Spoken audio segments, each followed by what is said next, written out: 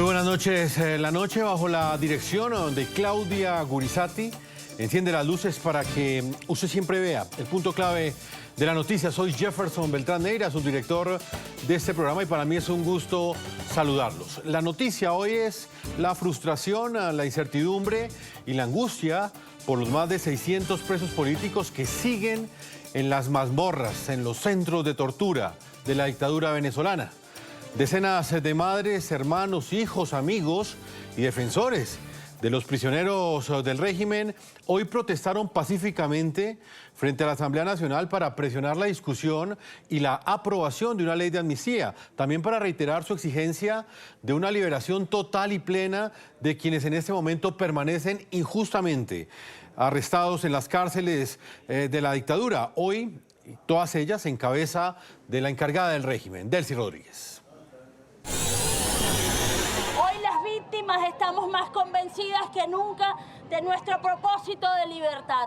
Asimismo, es de recordar que hoy cumplen 33 días las familias de los presos políticos durmiendo fuera de las cárceles, pasando todo tipo de vicisitudes, y a ellos hacen caso omiso a eso. También quiero denunciar que los tratos crueles para los presos políticos persisten. El Rodeo 1 sigue siendo un centro de tortura, así como lo siguen siendo otros centros de reclusión. Y estamos en este momento exigiendo fe de vida, exigiendo que se liberen de inmediato, porque nadie da la cara por ellos. Nos los niegan en los centros de reclusión, nos dicen que allí no están, nos mandan para un lugar y para el otro. Y de verdad estamos aquí pidiendo justicia, pidiendo que de una vez por todas todo el pueblo venezolano recibamos con los brazos abiertos a todas estas personas que fueron detenidas injustamente, personas que fueron detenidas por 200, 300 días, más de un año bajo la desaparición forzada. El punto clave de esta noticia, la indignación de esas familias de los presos políticos que ustedes acabaron de escuchar aumentó luego de que la fraudulenta e ilegítima Asamblea Nacional de la dictadura decidiera aplazar el segundo debate del proyecto de ley de amnistía previsto para este martes. Aún no hay una fecha definida y, según diputados vinculados a la dictadura, la decisión está en manos del presidente del Poder Legislativo. Estamos hablando de Jorge Rodríguez. Parte de la consulta, escuchar, vinieron, los atendemos, los escuchamos, como hemos escuchado a todos los sectores del país. ¿Esta ley se prevé que entre entonces a segunda discusión este jueves?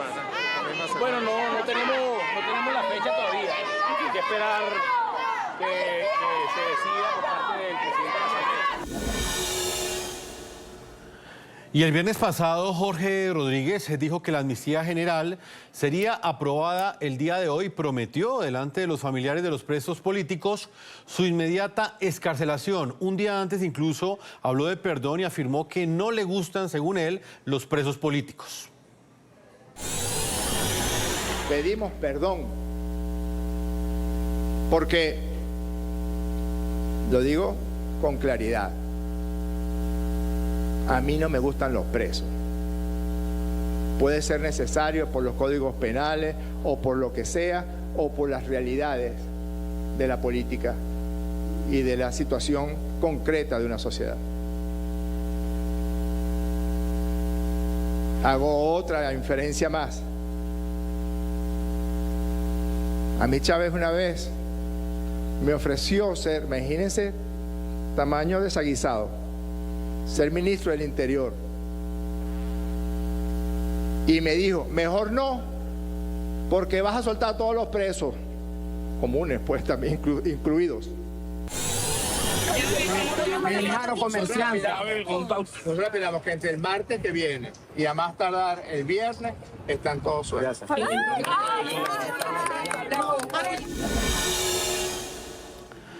El punto clave de esa noticia, aunque el régimen venezolano anunció el 8 de enero, tras la captura y extracción del Nicolás Maduro, del dictador, la liberación de un número importante de presos, las excarcelaciones no han sido ni plenas ni totales. La ONG Foro Penal Venezolano, ustedes lo ven en pantalla, con corte al 9 de febrero, ha podido verificar hasta este momento que 426 presos políticos han sido excarcelados. Un total de 644 continúan en las mazmorras de la dictadura injustamente presos, entre ellos 185 militares, 80 mujeres y un adolescente. Desesperada, porque tengo 6 meses que no veo a mi hijo. No sé si está vivo o está muerto. Estoy desesperada. 6 días durmiendo en un terminal por saber de mi hijo, por saber de mi hijo. Ellos no son ninguno delincuente donde le están imputando narcotráfico, 6.8 toneladas de droga, lo que son campesinos y trabajadores, agricultores y obreros de educación. Ellos no son ningunos delincuentes. Y allí se les está acusando de terrorismo, de narcotráfico, de tráfico de armas y municiones, de asociación para delinquir, y también se les está acusando como supuestos integrantes del grupo ELN. Somos personas humildes y exigimos libertad. Libertad para todos los presos políticos. En el programa La Noche están los protagonistas de la noticia. Hoy hemos querido hacer un especial periodístico con aquellos que han recuperado la libertad. Estamos hablando de presos políticos de la dictadura que hasta hace pocos días estaban en los centros de tortura del régimen venezolano y que hoy han querido estar con nosotros para acompañar a estas madres, a estas familias que en las afueras de las cárceles de Venezuela están exigiendo al régimen de Delcy Rodríguez y de todos los herederos de la dictadura que por favor liberen de manera inmediata y sin ningún tipo de condición a todos los presos políticos. Son más de 700 que continúan en las mazmorras de la dictadura venezolana. Por esa razón, ustedes ya los ven en pantalla. Saludo a Luis Camacaro, exprisionero político venezolano. Fue excarcelado el pasado 8 de febrero, luego de haber estado más de 25 meses en prisión. Él es coordinador estatal del partido 20 Venezuela en el estado de Yaracuy. Luis, bienvenido al programa La Noche. Buenas noches, gracias Jefferson. Bueno, por acá a ustedes el agradecimiento de todas las familias venezolanas que tienen un preso o un secuestrado del régimen. De verdad, gracias porque son la voz de tantas personas que no permiten que puedan defenderse y que puedan decir la verdad ante la sociedad venezolana. Muchas gracias. Luis, gracias por esas palabras. Este informativo de NTN24 y este programa La Noche, bajo la dirección de Claudia Gurizati, siempre va a estar amplificando los mensajes de las familias hasta el último día, hasta esa fecha en la cual todos los presos políticos que jamás debieron estar privados de su libertad salgan de las cárceles de la dictadura. También está con nosotros, Luis, usted también lo ve en pantalla, está Carlos Alberto Azuaje, exprisionero político venezolano, líder campesino y activista de derechos humanos. Él fue excarcelado el pasado 16 de enero, después de permanecer 13 meses de manera injusta detenido en las cárceles Yaré 3, el Helicoide y el Yaré 2. Fue acusado de conspiración internacional, traición a la patria y terrorismo, cargos completamente injustos que le fueron indulgados por parte de la dictadura a Carlos sencillamente por ser un opositor. Bienvenido al programa La Noche.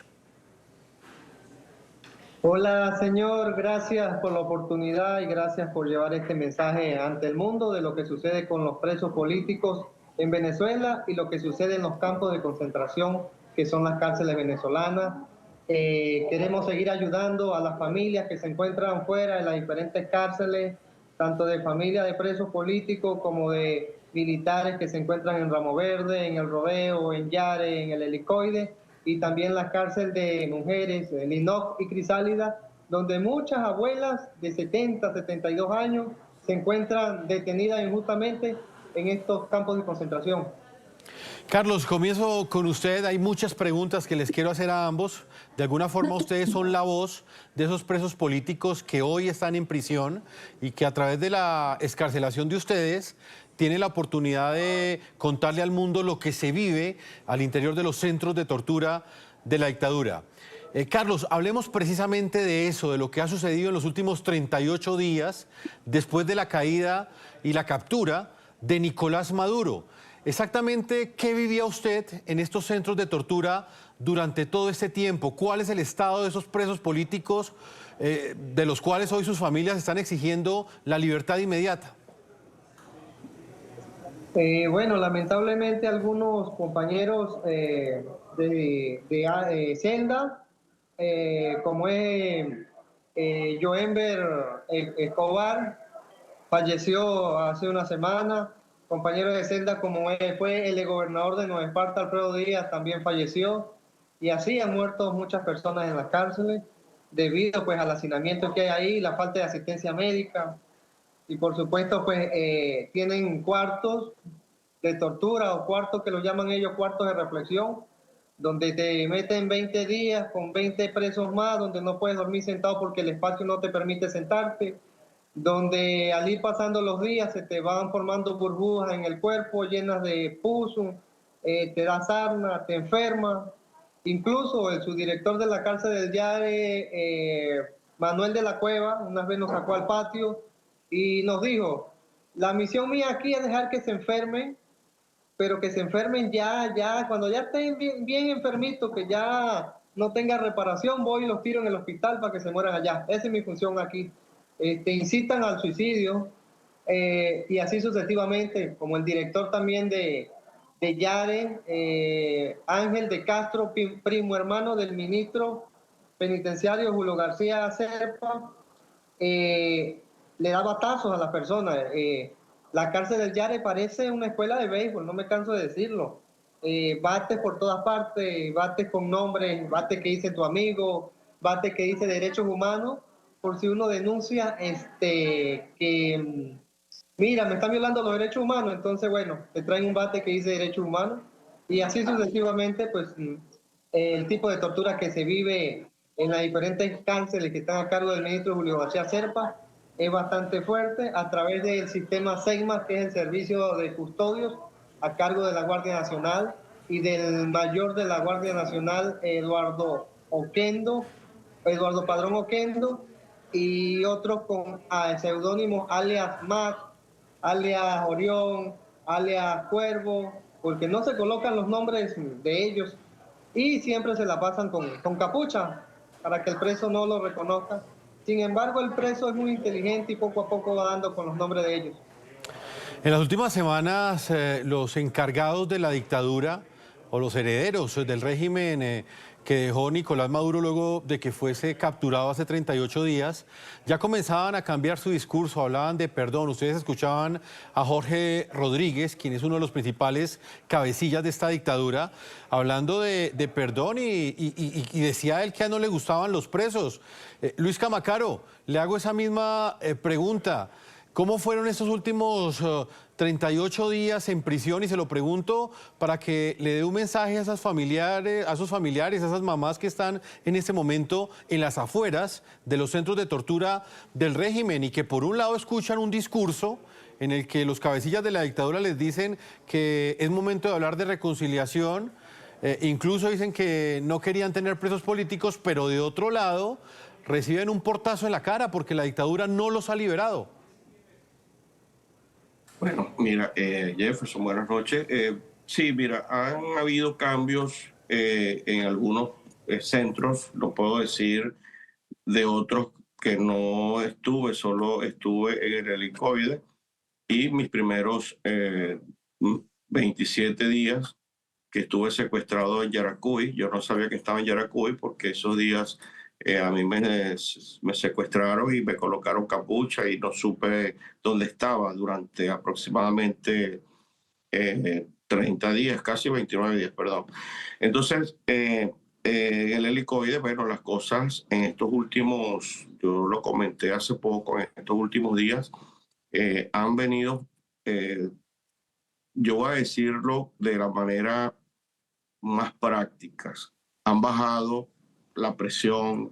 Creo que la misma situación en la que se encuentra hoy en día el régimen, por la presión internacional y por todos estos acontecimientos, que todos sabemos que ellos no lo están haciendo porque quieren, ellos están haciendo todo esto porque lo están obligando, lo están presionando y saben que de negarse les pueden tener algo más costoso para ellos. Entonces, esa misma línea que se maneja en los niveles altos del régimen bajan hacia los directores de estas instituciones y por ende es obvio que los funcionarios que están allí, ellos no se van a meter en un problema de gratis sabiendo que esto está que se va. Entonces sí han venido bajando un poco la presión para que los familiares también estén conscientes de ello. Las situaciones han venido cambiando y bueno, de hecho el día domingo cuando fui liberado de la noche a la mañana, un día domingo, y a las 11:30 nos dicen vamos para servicio médico, y de repente a uno u otro, cuando habíamos 12 compañeros que estábamos escarcelados el día domingo. Entonces, mira, es lógico que nosotros estamos siendo víctimas de ese artículo tan importante como es el artículo de la Constitución, el número 49, que habla sobre, en este caso, el debido proceso, que en este momento a nosotros se nos violó todo. Contempla que nadie puede ser detenido sin una orden de aprehensión, entre otras cosas. Pero aquí se pasa todo eso y realmente no cumple lo que la ley le contempla a estos funcionarios. Igualmente no tuvimos derecho a una defensa. Eso también está en un principio constitucional de la presunción de inocencia, pero para ellos todos somos culpables porque les dio la gana, porque les dieron una orden de la fiscalía, claro, porque el juez no. Ellos terminan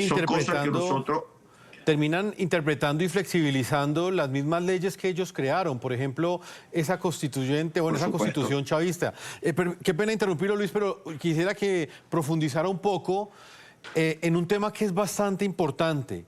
Y es que, pese a que, tal y como usted lo describe, hubo un mejoramiento en las condiciones de reclusión desde el pasado 3 de enero, pues el delito se seguía cometiendo porque ustedes no tenían por qué estar privados de su libertad. Ustedes prácticamente fueron secuestrados por la dictadura. Me gustaría, esto es muy importante, Luis, descríbale por favor a nuestros televidentes qué tipo de torturas sufrió usted en el helicoide. Muchas veces mostramos cifras, planteamos denuncias de ONGs, pero hoy tenemos la oportunidad de hablar con sobrevivientes de esos centros de tortura de la dictadura. Exactamente qué le hacían a usted, sencillamente por ser un opositor político.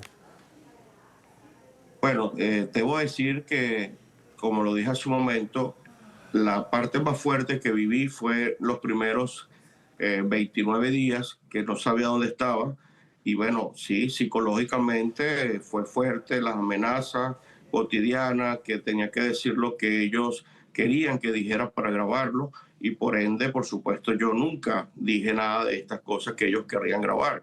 Por ende, siempre estaban tratando de amenazarme, de decir que tenían mecanismos para ellos, para poderme sacar la verdad, una verdad que realmente es absurda porque no existía, y me amenazaban con mis hijos. Y por supuesto tú estás encerrado, no ves a tu familia, no sabes dónde está y te están amenazando. Eso es una manera de tortura psicológica y eso te afecta. Al final, yo, bueno, los sonidos, el ruido, a la hora que me despertaban, yo dormía en el piso, yo no tenía ni siquiera tenía un ventilador, y eso es un un cuarto de 2 metros cuadrados. Y ahí lo que había era calor horrible, y de verdad no tuve nunca, ni siquiera para tener ni siquiera un ventilador. Entonces, es verdad, sí, tuve la situación fue compleja y bastante dura en esos primeros 29 días. Luego de la presentación, que fue en el tribunal, me trasladaron al helicoide del estado de Yaracuy, porque me tenían en Yaracuy, pero yo no lo sabía que estaba allí. Luego que fui, en este caso, al helicoide, bueno, los primeros meses también teníamos una situación que no teníamos ese beneficio que le estaban dando a los que ya tenían más tiempo, que tú puedes salir al patio, al sol, que tú podías tener llamadas específicas a la familia. Al principio, todas esas cosas te las saltan y te van llevando a que no te acostumbres, porque el sistema carcelario no es para que los presos se acostumbren. Era lo que nos decían. Aquí las cosas cambian de un día para otro. En la mañana te dicen una cosa, en la tarde te decían otra. Entonces, es obvio que esa situación a ti te viola totalmente tus derechos, porque a veces tú quieres hablar con un familiar y tú duras 1 y hasta 2 semanas sin hablar con la familia. Entonces, repito, Y yo tengo que ser sincero porque estoy para eso, ser sinceros, decir las verdades. En los últimos, ya para acá, después de los acontecimientos que se presentaron, se suscitaron el día 3 de enero, bueno, las cosas comenzaron a cambiar un poco. Ya las salidas al patio eran todos los días, 2 veces al día. Ya nosotros estábamos casi todo el día en el patio y menos tiempo encerrados. Había, por supuesto, más facilidad de llamada, nos permitían llamar 3 veces a la semana, cuando antes llamabas una vez. Entonces, hay que decir la verdad. Bueno, es cierto, ¿no?, que no te permitieron nunca buscar un abogado para que defendiera tu razón, tu justicia. Nunca hubo ni siquiera la oportunidad de que ese tratado suscrito por otros países, donde nosotros tenemos derecho a que nuestra familia debe saber dónde estamos, que nuestra familia debe saber de nuestras vidas, que nuestra familia debe saber cómo estamos. Eso también se viola continuamente cuando tú estás encerrado en esos instituciones. Ese aspecto también quiero hablarlo con Carlos Alberto Azoaje, quien estuvo durante más de 13 meses en poder de la dictadura. También estuvo en esos centros de tortura. Estuvo en el Yaré 2, estuvo en el Helicoide y en el Yaré 3. Carlos, usted ya nos hablaba anteriormente de unos bates con los cuales los amenazaban. Amplíeme un poco más ese relato de tortura, y se lo pregunto porque ustedes antes de esta entrevista me han planteado que quieren hablar de este punto en particular porque de alguna forma el mundo tiene que conocer esos vejámenes que ustedes sufrieron en prisión. Y al hacer esta denuncia quizás también estamos impidiendo que a otros presos políticos que en este momento están en las cárceles de la dictadura les hagan lo mismo. Carlos, ¿cuál fue el momento más duro durante estos 13 meses en manos del régimen? El momento más duro fue en Yare. Cada vez que llegaban traslados de otras cárceles, esa noche no se dormía. Esa noche se escuchaba toda la noche gritos de los presos diciendo ya no más, por favor, ya no más, por favor. Mientras que el director Ángel de Castro y el jefe de los custodios, Padrón Oquendo, competían quién bateaba más duro, quién bateaba más presos.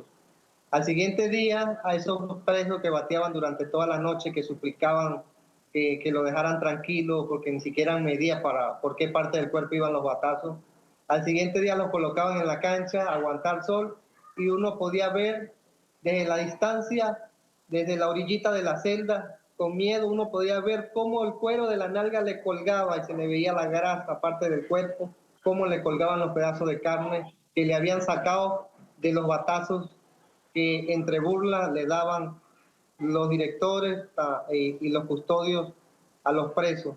Luego que le daban esas enormes palizas, los encerraban en una celda de 1,20 de ancho por 2,5 de largo, metían 20 presos ahí, donde ni siquiera podían sentarse porque estaban hacinados, con poca respiración, porque la ventanita que tenía ahí le colocaron algo soldado de hierro para que quedara un espacio más reducido y las personas se les dificultara para respirar.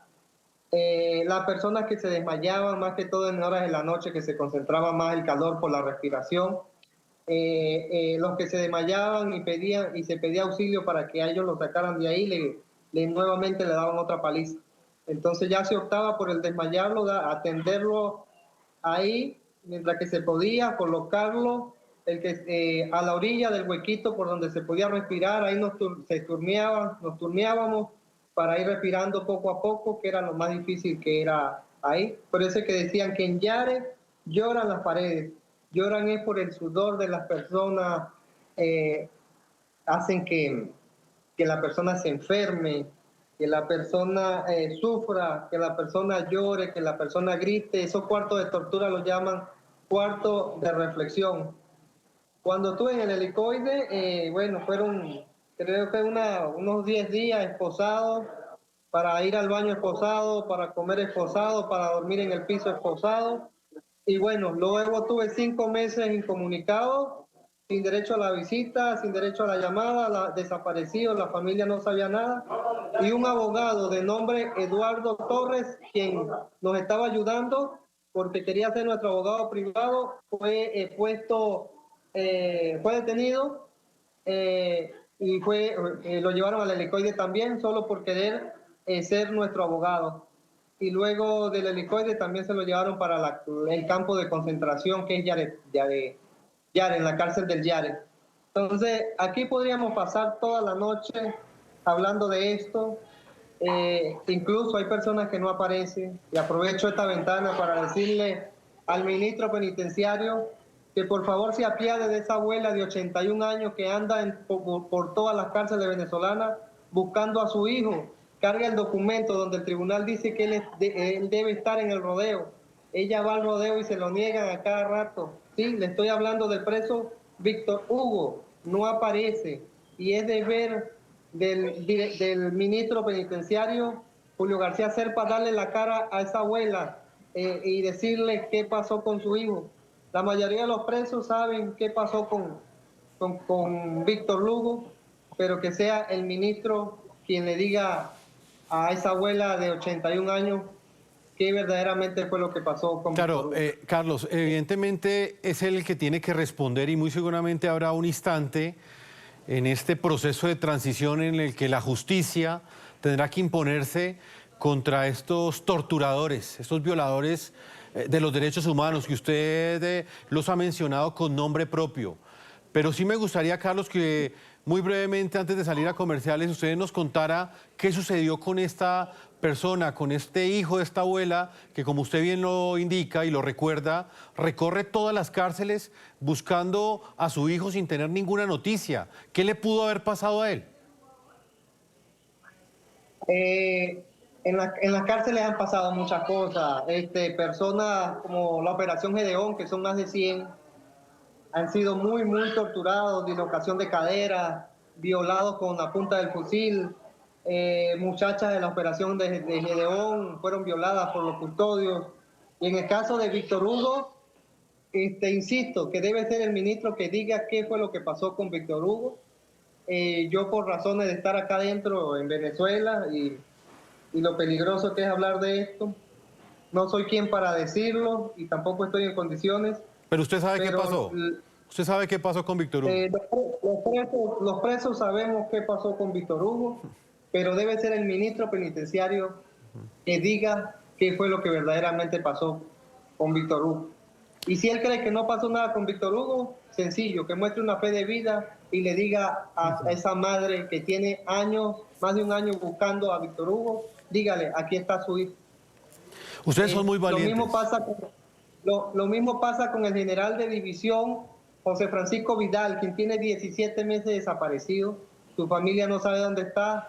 Nosotros sabemos que está en Guaycaipuro, una cárcel compuesta de jaulas que le dan la comida por el techo. Para salir a la cancha los sacan encapuchados. Este general estuvo en Yare y fue bateado por el director de la cárcel, Ángel de Castro, quien unos presos comentan que llegó en estado de ebriedad con 8 custodios, y a este general, solo porque alguien le pasó comida en el Tigrito o en el cuarto de reflexión que ellos dicen, alguien a escondida le llevó comida, este director arremetió contra él y le dio una paliza que hasta el tabique le partió y lo hizo vomitar sangre, coágulos de sangre, y luego de eso lo desaparecieron para Guaycaipuro, para que su familia no se enteraran, para que no se denunciaran. Eso es el modo operandi. Cuando pasa todo esto, alguien de nombre alias Fausto, que su nombre verdadero es Luis Landaeta, es el encargado de llevárselo para la cárcel de máximo castigo, Guaycaipuro, donde los desaparecen ahí para que ahí no tengan, con el tiempo, no tengan los signos de la violencia que vivieron estas personas. Incluso en el helicoide tuve la capacidad, por decirlo así, de compartir con nuestro amigo Camacaro, que se encuentra con nosotros en esta entrevista, y creo que el inspector en jefe de apellido Sánchez, que no es su apellido, es el que se pone acá para desviar la atención, su apellido real es inspector en jefe Morón, es de Yaracuy. Él fue uno de los violadores de derechos humanos contra Camacaro y contra mi persona. Y entre el director del helicoide para ese entonces, en mi caso, Heiker Almeida, junto a la juez Francis Rendel y el fiscal Esteban Pava y la fiscal suplente María Gabriela Hidalgo, se pusieran de acuerdo y nada más porque como pude a través de un papelito del helicoide saqué que el día que no me daban derecho a la defensa, que me estaban haciendo un juicio por llamada, que ni siquiera era por video, porque la juez de control de Caracas me dijo a la Evarina que 30 segundos nada más de video y lo demás era en llamada normal porque no tenía saldo. Por eso. Carlos, yo tengo que marcar una pausa comerciales, pero quiero reiterarle, usted es muy valiente, me está hablando de nombres propios y quiero que se cuide muchísimo porque sabemos que usted está asumiendo un riesgo muy grande al hacer estas denuncias, pero lo está haciendo por valentía, al lado de Luis Camacaro, con quien compartió prisión en el helicoide, y hoy han querido entregar ese testimonio en el programa La Noche. Es muy importante eso que estoy mencionando porque estas declaraciones en última son las que van a construir justicia y verdad en el futuro próximo de Venezuela. El mismo Luis Almagro, el exsecretario general de la OEA, hoy ha dicho en NTN 24 que la justicia es un factor fundamental para esta transición política. Y esto es lo que están pidiendo Carlos Alberto y Luis Camacaro hoy aquí en el programa La Noche, al hacer estas denuncias tan contundentes que están haciendo frente a los vejámenes que sufrieron en los centros de tortura, pero también lo más grave, aquellos militares que en este momento están desaparecidos y sus seres queridos no tienen ninguna noticia sobre ellos. Vamos a una pausa y ya continuamos con esta humana y reveladora entrevista aquí en el programa La Noche. Y muy importante lo que vamos a ver ahora porque hace parte de esa petición de justicia que han hecho nuestros entrevistados el día de hoy. Estamos con Carlos Alberto Azuaje y Luis Camacaro. Ellos hasta hace pocos días estaban en un centro de tortura de la dictadura y hoy están aquí del otro lado entregando ese testimonio que muy seguramente será pieza fundamental para esclarecer quiénes fueron los responsables de todos estos años de tortura en Venezuela y que esperamos que ese capítulo llegue a su fin, pero que termine con una justicia real para las víctimas. Precisamente sobre eso habló el exsecretario general de la OEA, Luis Almagro. Él aseguró que sin justicia no puede haber una transición real hacia la democracia. En Miami él ha presentado un informe sobre la situación de la democracia en América Latina. Él habló con nuestra corresponsal en la ciudad de Miami y entregó estas declaraciones a propósito de lo que ha sucedido en Venezuela durante los últimos 38 días. Él es el actual director del Observatorio para la Democracia del Instituto Cadla. Escuchemos lo que dijo a nuestra corresponsal en la ciudad de Miami. Esa transición no es democrática, no puede ser democrática con estos componentes, con ese triunvirato. O sea, es una transición, una dictadura interina. Esa transición de la dictadura interina esperemos que termine pronto, pero esperemos también que haya una coparticipación cada vez más involucrada, cada vez más fuerte, con más determinación de la oposición al régimen, que tiene que definitivamente embarrarse en este proceso porque tiene que aportar en este proceso de transición. Si esperan que los hermanos Rodríguez y Diosdado Cabello entreguen un proceso de transición limpio, prolijo y entreguen todo perfecto en el siguiente proceso electoral, creo que todo el mundo está pecando de iluso. Lo ha dicho claramente el exsecretario general de la OEA. Vuelvo con Luis Camacaro, exprisionero político, estuvo durante más de 25 meses en un centro de tortura de la dictadura o en varios de ellos. Carlos, Luis, voy a hablar de algo que de verdad me ha impactado desde el primer momento en el que usted recuperó la libertad y es lo que usted ha dicho, el papel que han jugado los medios de comunicación para que ustedes estén informados al interior de las cárceles. Quisiera que nos hablara un poco más sobre eso. Al interior de las prisiones, ¿ustedes tienen la oportunidad, por ejemplo, de escuchar a sus familias cada vez que ellas hablan, por ejemplo, a través de NTN 24 o de cualquier otro medio de comunicación? ¿Ustedes tienen retroalimentación de lo que está sucediendo afuera? Bueno, mira, Jefferson, existen las posibilidades de tener pantalla, ¿verdad? Pero a veces no se tiene un codificador que tú puedas conectarte con el programa, porque la única forma a veces de tener un codificador tiene que ser colombiano. Si no, el codificador venezolano no te permite que se vea el canal NTN 24. Por lo tanto, algunos pueden conseguirlo, se lo pueden conseguir y lo pueden comprar y pueden tener acceso a la noticia. Pero no todos lo tienen, ¿sabes? La mayoría no lo tiene y eso es verdad, pues. Quería recordar algo. Carlos hizo una acotación en un momento determinado y lo escuché. Sí, allá en el Helicoide, las personas, sus familiares que logran ir a la opinión pública y denunciar los casos y denunciar y pedir justicia, cuando son muy visibles, ellos utilizan los tigritos para sus familiares presos. Cuando las personas están siendo muy visibles en la opinión pública, los llevan a un tigrito, le quitan las llamadas o le quitan las visitas, y es algo que lo han hecho siempre en el Helicoide. Eso sí es verdad, no lo puedo negar. Por eso es que tienen esos llamados tigritos. Yo no voy a decir que usé un tigrito, nunca estuve uno de ellos, pero Carlos sí. Yo recuerdo que Carlos lo castigaron en varias oportunidades, simplemente por defender sus derechos, y a muchas otras personas.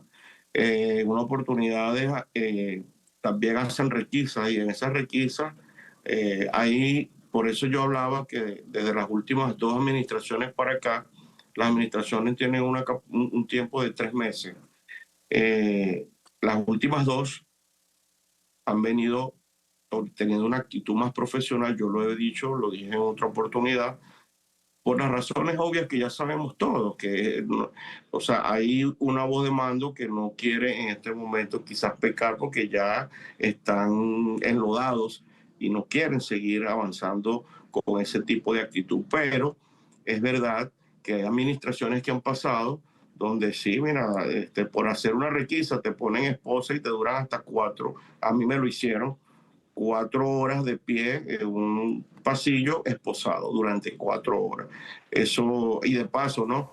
Esa persona se quitó la camisa del PSUV y le pusieron un uniforme del SEBIN, porque se tira discursos políticos a los que estamos allí secuestrados, como que si la razón la tienen ellos y nosotros estamos equivocados. Eso sí es verdad, no tengo por qué decir que no han hecho otras cosas. Eso ha sucedido allí. Entonces, repito, la única forma que yo vengo denunciando, que la única forma de que en el Helicoide esas personas que están allí puedan salir todos, es que le permitan una revisión exhaustiva de su situación, pero donde puedan descargar sus pruebas, y que esas instancias sean instancias que tengan la credibilidad, la legitimidad para demostrar su inocencia. Y yo estoy seguro que el día que lo hagan, pero no una revisión que van a ser los mismos verdugos que no estuvieron allí, no.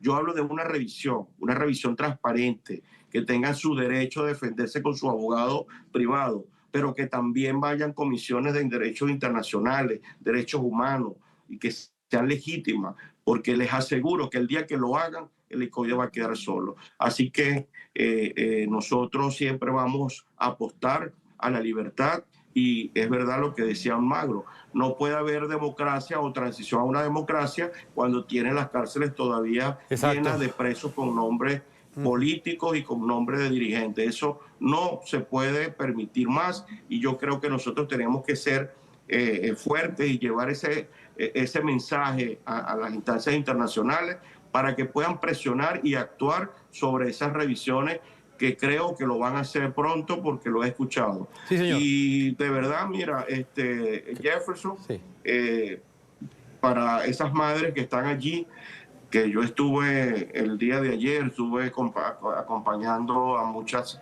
madres, hermanos, hijos de presos o de secuestrados políticos. Lo que les puedo seguir diciendo, que nosotros vamos a seguir luchando hasta que no exista un preso político en ninguna de las cárceles de nuestro país. Exacto, Carlos. Y en eso estamos sintonizados, y por esa razón lo hemos llamado. Ya el tiempo se me agota, me gustaría conversar mucho más con ustedes. Debo terminar ya con Carlos Alberto Azuaje, quien ustedes lo ven ahí con su sombrero de manera valiente ha entregado este testimonio también, igual que Luis Camacaro. Carlos, ¿qué decirle a esos presos políticos que nos escuchan a esta hora? ¿Qué decirle sobre esta transición política? Específicamente lo que ustedes encontraron cuando recuperaron la libertad, de manera muy concreta. ¿Le gusta cómo se están haciendo las cosas? ¿Qué evaluación hace de lo que ha cambiado luego del 3 de enero, el día en el que cayó Nicolás Maduro y que de alguna manera comenzó el desmantelamiento de esta dictadura que pues está permitiendo que, por ejemplo, ustedes dos nos concedan esta entrevista en este momento? Sí, bueno, ya de donde me encontraba no tenía acceso a la información, incluso me enteré fue 3 días después que se habían llevado a Maduro. El preso después de eso se sintió bastante animado. El mensaje para nuestros presos es que a pesar del riesgo que corremos, estamos cumpliendo con lo que le prometimos allá adentro, que lo íbamos a hacer por los que quedan allá adentro, hacer toda esta denuncia para que más nunca los vuelvan a torturar y para que pronto recuperen la libertad. Sé que las cosas no están avanzando rápidas, pero por lo menos se ve una lucecita al final del túnel, han salido muchos compañeros. Pedimos por la libertad del comediante, influencer venezolano David Correa, que se encuentra en el helicoide siendo inocente también. Y por supuesto la libertad para Jimmy Sinclair, el señor Bernet y todos esos presos que están en las diferentes cárceles de Venezuela, los militares, las abuelas, los abuelos, que son golpeados. Yo vi cuando golpeaban a los abuelos de 72, de 75 años. Y bueno, que los liberen de una vez por todas y que ojalá Jorge Rodríguez cumpla con lo que dijo, que de aquí al viernes aprobaban la ley y todos los presos políticos iban para la calle. Y los que no son políticos, que son inocentes, que por quitarle la finca o la empresa los sembraron, también deben estar en libertad. Rápidamente, Luis Camacaro, me queda un minuto. Un mensaje para quienes nos escuchan a esta hora en los centros de tortura de la dictadura a través de la señal de NTN 24. Bueno, igual, saludo a mis amigos que dejé allí en el helicoide, a Juan Freite, a Roberto, a todos ellos que están allí, David, por supuesto, y Jimmy, que está ahí esperando para salir, y todas esas personas que son inocentes y que solamente por pensar distinto estén allí, que no se preocupen, que nosotros vamos a seguir insistiendo, porque así como nosotros salimos, ellos también van a salir pronto y vamos a seguir luchando por su libertad y seguro que Dios nos va a acompañar para hacerlo. De verdad que lo vamos a lograr y tengamos fuerza, resistencia y mucha esperanza que se va a lograr estos cambios que anhelan todos los venezolanos en nuestro país. Luis Camacaro, exprisionero político. Carlos. Saludos a Carlos. Gracias, Luis, por esta entrevista. También para Carlos Alberto Azuaje, ustedes los vieron aquí en el programa La Noche. Ambos estaban en prisión hasta hace menos de un mes. Han recuperado su libertad, estuvieron juntos en los centros de tortura y hoy aquí en el programa La Noche han querido valientemente compartir este mensaje. Luis Camacaro y Carlos Alberto Azuaje, amigos para siempre, y vamos a continuar luchando por la libertad de todos los presos políticos que en este momento están en los centros de tortura de la dictadura venezolana. Ya volvemos. Y finalizamos este programa La Noche con este clamor de los familiares de los presos políticos, a los cuales se han sumado en las últimas horas las voces de los jóvenes que exigen igualmente el cese definitivo y para siempre de la represión en Venezuela. El movimiento estudiantil del estado de Zulia convocó a todas las universidades de Venezuela para que salgan a marchar este jueves 12 de febrero por la libertad y la democracia. El propósito es que esta manifestación sea completamente simultánea en las principales ciudades de Venezuela. Alzamos la voz todos los estudiantes, todos los jóvenes de este país, para no hablar del pasado, sino para trabajar sobre nuestro futuro. El 12 de febrero no es un día cualquiera para la juventud, es el día en el que todos decidimos salir a las calles para seguir luchando por el futuro de este país. Bueno, y con esta invitación finalizamos este programa La Noche. Los invitamos a que nos envíen sus mensajes en @lanoche, NTN24, @segurizati NTN24, la cuenta de nuestra directora Claudia Gurizati, y en mi cuenta personal @JeffersonNTN24. Continuaremos con estos programas hasta el día en el cual el último de los presos políticos recupere su libertad en Venezuela. Una feliz noche para todos ustedes.